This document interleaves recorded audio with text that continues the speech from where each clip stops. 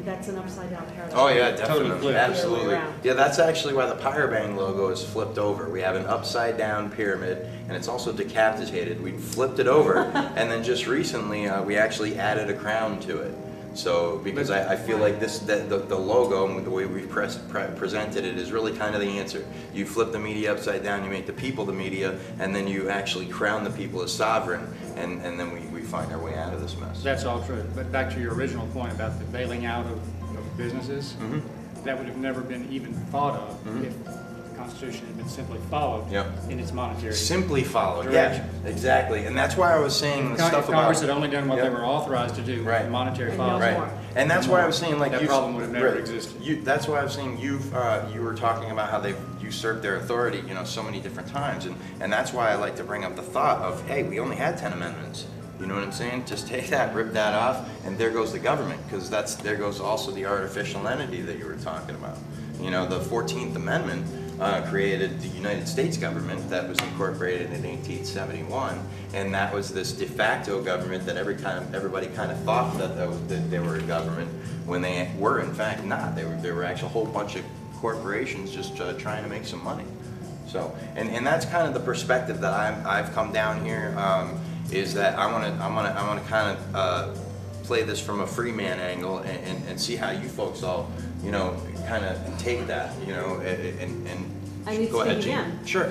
All governments, to my understanding, from the beginning of time, are corporate, are artificial entities. The Greek city-state, the Roman, So, picking up But the 14th Amendment. not for profit, not incorporated for profit though.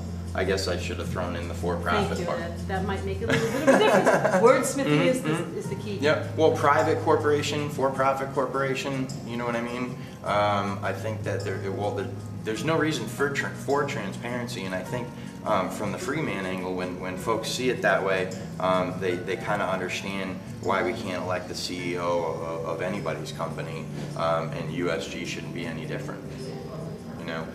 It's almost like, I've been in the freedom movement, for this or that guy for the last 20 years, and one thing you always know is who's going to be the president. As you know what I mean? As hard as you try and work for your guy, right in the back of your mind, we're going to get 2 or 10% hopefully, and that guy we all know is that they're kind of prepping for the job is the one that's going to run the company. Hopefully, since you're in the media, you can help change that. I really do Touché. hope that, yeah, and that's what Pyrbang is about actually is that, and what I've found is just in my own personal going out here and doing the interviews, and I've watched some of the footage. I'm like, wow, these are really good interviews, and it's charging me up to see the process and how people's thought processes are. All right, now again from the free man angle again. One of the things that I've asked everybody, it's a little bit distressing, and it was great to hear you express such a, that things have been kind of moving along a little bit better. Maybe that's happened over the last 24 hours, I don't know. But I spoke to probably 4 or 5 people, and they felt that it wasn't really moving along very far, and also that they weren't really sure that anything was going to come from this.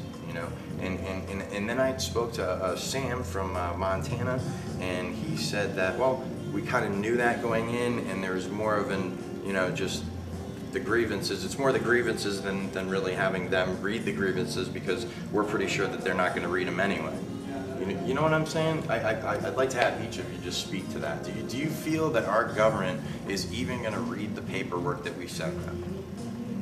Excuse me, I have to go to the bathroom. Sure. Can I come back? Okay, yeah, sure. Okay. Yeah. We don't have breaks here at Pyrbang because we work very, very hard in the media. So, okay. So what do you think about that? As far as the people, do you think that these people that have usurped our Constitution in so many different ways, shapes, and forms, that they will actually even read this thing when it comes out of the mail? Well, let me throw this out for consideration. Stripped to its essence, government is a mechanism for redistributing wealth. Well, that's why the essence, and I feel like the essence of government is the first 10 amendments and the articles. know what I mean? And every time, and that's why I've asked the other question is, anytime people in government are doing anything, they're kind of chipping away at somebody's rights. I don't think you got my point. Yeah, go ahead. I'm not talking about the Constitution of the state. I'm talking about any government. Right. It is a mechanism for transferring wealth. Okay? Yeah. Now I people, agree. people I do can agree. engage in obtaining their wealth in different ways.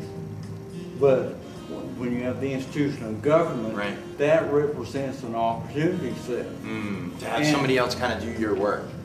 People can go And that's through, very tempting all the through time. government Yep. and direct wealth to themselves or their friends or whatever.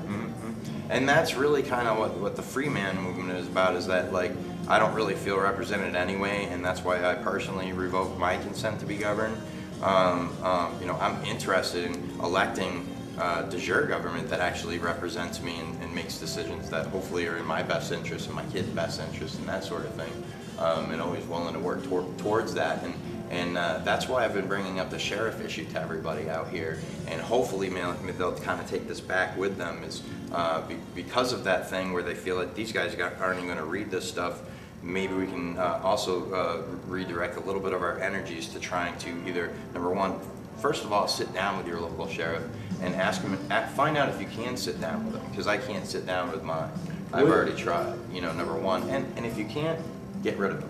You know what I'm saying? Because the sheriff is going to be the guy that I know personally in my community, the sheriff is going to be the one that I'm looking to protect my rights when the federal government wants to force vaccinate my kids or wants to come into my county for any reason and come into my home and usurp my rights. You can rest assured that the people at this Congress understand the value for sure.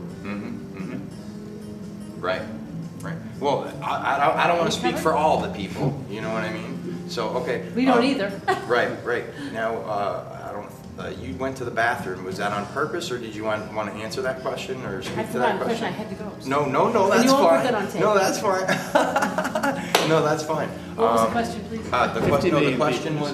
The question was about the paperwork that we put together here, and I'm not trying to say it like it's a worthless thing, because it's going to be on a website and a lot of Americans are going to see it also, and that's going to be very important. But as far as putting this in an envelope and sending it off to our Congress, do you feel that they're actually even going to open the envelope and read what we send? It doesn't matter what I them? feel. I have to do what I feel.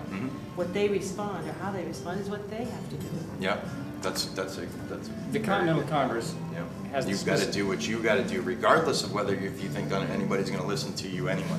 The Continental Congress 2009 is patterned after the Continental Congress from 1774, 1775. Yeah, I remember So- John Adams, HBO. Okay, Yeah. so.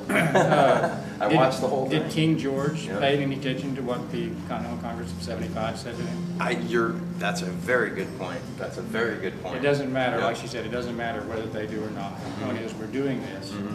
And then, depending on their response, there'll be another Response. from us. Maybe. I think we'll just leave it at that. All right, so this is Christian Ever from Pyrebang Media, and Jeanne. I want to thank PK and David. Great. All right, and thanks for. What do you have? Somebody else's name tag? Did Yes, you do that I'm to me? crashing. Greg. Okay. All right. So we'll edit that part out so that they don't know that he's crashing with somebody else's name tag. No, I'm actually an alternate. Do we? Oh, get you're to an see alternate. that?